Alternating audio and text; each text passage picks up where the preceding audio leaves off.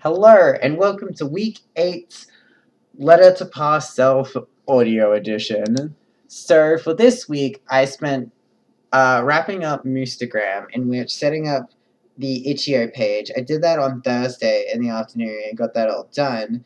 But uh, on the weekend, I discovered that there was a bug in the game, and I was like, oh shoot, I need to fix that. Went up and fixed it, and that took a lot of my weekend. And now, as we're speaking, it's nice and working and updated, so there's no more bug. So that's good. And yeah, and that's what I spent most of the weekend doing. So for this week, we were preparing to do our final project of this try, in which all of us will be working together based on a particular theme. We didn't know what the theme was, so on the weekend I didn't do anything prepared besides working on Instagram. So let's go to Monday. On Monday, we rock up into class to be pitched on what our theme was and what was required of us to do. Our theme is fighting for kindness, and we show a lot of different things in which was showing us different ways of invoking fighting for kindness. We watched a scene from Mad Max in which showed the point, I think, of aspect of the movie, I'm not sure, in which they were trying to save these women because they have been taken to what beauty standard was before the apocalypse, and they want to help and save them because they're being mistreated and they need to escape. And it showed that we can show violence as well as keeping within the theme of fighting for kindness. The thing that kind of really resonated with me was the Steven Universe one, in which it showed my favorite character, which was Garnet, and how they are fighting for their love, they're fighting for who they are the conversation.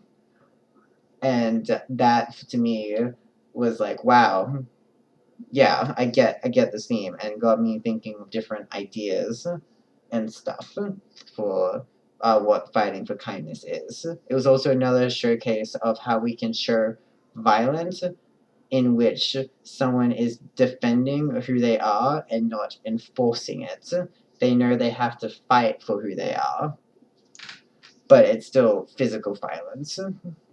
So for my idea, before we went into a group and stuff while watching all this and being pitched things, was to have this person that was pushing a boulder up a hill, and they're just hating the work. They do not enjoy it. They just hate it. Nothing about it is enjoyable. They do not like it. But at the end of the hill, when they get to the top, there's a little kid there who's happy, who is smiling, who is enjoying seeing you push the rocket up the hill every day, and you just bring so much excitement to this child. And I wanted this to be a game loop on which you, as the player, is consistently fighting with this boulder to make this one child happy. You are fighting for the happiness of this one particular child, and that's what my brain initially thought. After I wrote this, I was thinking of different particular ways in which what happens if the player is like, no, I don't want to push the boulder up anymore. Is the player's happiness better, or is it the kid's happiness? And this is how I interpreted fighting for kindness. And anyway, we got into our group meeting with all the rest of the people in the class to discuss how we were going to tackle this. We came up with like 5 or 7 different ideas, one of them being mine and the other ones different ones, until I had Caleb say that, like, what happens if we did a fireplace? And I was like, yeah, what happens if we did do a fireplace? And that was what led me down the track to what we have what we have at the moment, where it is. Hold up. So yeah, that's what I was thinking of what the game was going to go down, was using this fireplace idea of burning things. And I forget exactly what the thought process was, but I just wanted it where the player was burning mementos of the past. And we kept going down this idea of once we make it post-apocalyptic, where the post-apocalyptic is the world is covered in ice, and these memories are like, why are these memories being burned, what impact and stuff, and we had all these different of ideas and stuff of what was going down. By the end of the day, we semi knew kind of ideas of what it was going to be and what the game was going to look like. Also, this week we were preparing to write our CIU assignment because it was due on Wednesday, talking about talking about gender and sex and the fact that what someone's biological sex is completely different to their gender and how they think they are and who they are. And that was my base argument. I had to also write that and do the PowerPoint this weekend as well. So when we got to the end and stuff, we decided to. I had to keep this in mind when we were dealing out tasks. At the end of that lesson, we all got into Discord and got the things there. And we kept discussing further details of what the game is and what we need to do because we had to pitch on Thursday. So yeah.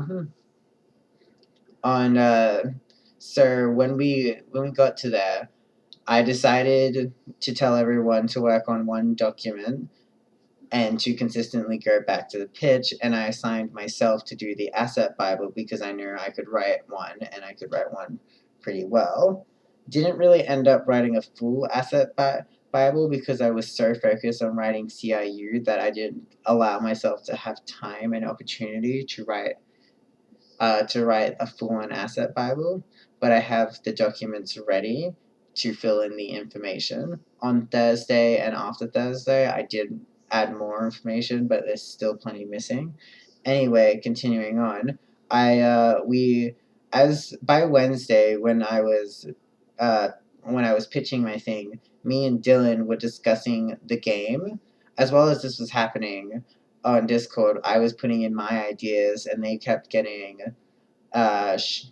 shut down, and they kept talking ideas about different things. Not all my ideas were shut down, but I discovered the fact that like what I think the game is different to what other people in the game is. And on Wednesday, I finalized my thought in that because I was talking to Dylan, and he was telling me things where I'm like, that was not what I thought the game was going to be, and I immediately noticed it was a communication problem. So me and Dylan, after CIU, decided that we needed to go on Discord tonight and discuss what the game was going to be, and do everything and stuff. So we hopped onto Discord, figured out what the game is, wrote the pitch, and everyone knew what sections they were doing, and that was really great. I think what was really good and bad about this was the fact that I noticed really quickly that there was a communication error. But what was really bad is I noticed the error too late as well. I noticed it but didn't active on it until I had physical communication with someone. That's not good. Need to do better on that. Need to immediately state the fact that we are not on the same page in this and we need to get onto it. On the flip side, I'm really glad that we got to that we decided to have the meeting on the Wednesday because we had to pitch the next day, and this is the first time I think ever doing this course in which I got to communicate to everyone literally right before we pitched, in a lot more time than what I usually get about what exactly the pitch is going to be, what are we going to be saying, how the pitch is going to be looking, and that everyone is on the same page of what the game is and what it's going to look like. We decided to then we pitched the game on Thursday. We got a lot of like criticism as well as support on what the game is. We need while we were like discussing what we want the game to be, we didn't finalize what the title was. We just kind of came up with different ideas. Mine was Forgotten Sanctuary, in which I'll explain, in which Forgotten was relative to the player, main character, having Alzheimer's and forgetting things, and Sanctuary being the desire, being the past and stuff, and the fact that like and the Forgotten Sanctuary was related to the fact that the past was the sanctuary, the safe place, the location that they want to be, but you are forgetting what it is. I knew it's not a very good title because it's a lot of deep meaning and thought into it, and most people are not going to put that much effort and thought into titles as I usually do. Anyway, we spend most of the Thursday where we discuss what exactly we need. I message Alice to help us with the audio and stuff, and she decides to come out later in the day. Anyway, we have a meeting discussing after the pitch on what exactly we're going to do. Again, we were on the same page, and I decided to have a one-on-one with Ava so that we could discuss design options and stuff, not ignoring the ideas from the programmers, but the programmers talk about how they're going to program the game, and me and Ava talking about how we're going to design the game. I ended up writing more of the asset bible and stuff, more information about how we're going to like communicate, like how we're going to do what's it called? Naming system, naming conventions and stuff, because when we worked with Alice for Lactonaut, we didn't have a consistent naming convention, and both me and Ava got confused. So having one like set immediately was a good idea if we're going to work with Alice again, and as well as figuring out the model, how we're going to do modeling and stuff within the game, as well as what assets I know that need to be created with models and stuff, and not audio. I was figuring out audio, but it was more mental thinking and not jotting down notes, which was bad. Always jot down notes because you'll forget. Always. I spent most of the time either figuring that stuff out or having conversations with Ava, because I decided to leave Ava with writing memory ideas and where the present places were going to be located. One of the key things in which I asked Ava to do was to design the memories to be from two different design pillars, being what is the player going to learn about the relationship between the child and the parent, and what is the child going to be learning from these memories. These were two key aspects that I wanted to get across when looking into a memory and when a player was experiencing it, because